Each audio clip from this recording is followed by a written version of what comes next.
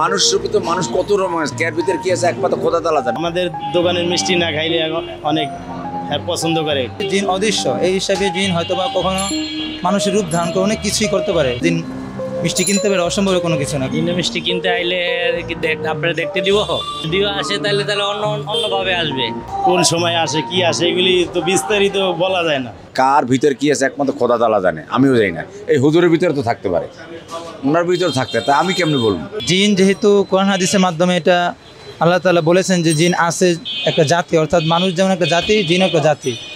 মানুষ যেরকম চলাচল করে, মানুষ খাওয়া দাওয়া সব কিছু যেরকম মানুষ করে, জিন এরকম মানুষ মানুষের মতো করে থাকে। তবে জিন অদৃশ্য, এই হিসাবে জিন হয়তোবা কখনো মানুষের রূপ ধারণ করে অনেক কিছুই করতে পারে। তো এই হিসাবে এটা অসম্ভবের কিছু না, জিন মিষ্টি কিনতে পারে, অসম্ভবের কোনো কিছু না। কোন সময় আসে কি আসে এগুলি তো বিস্তারিত বলা যায় না।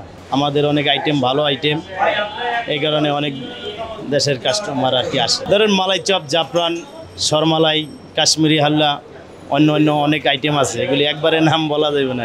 এখন বেড়াইতে গেল এরা পছন্দ করে যে এই দোকানের মিষ্টি ভালো। জিন মিষ্টি কিনতে আইলে আপনারা দেখতে দিব, আপনি দেখতে পাবেন তাকে,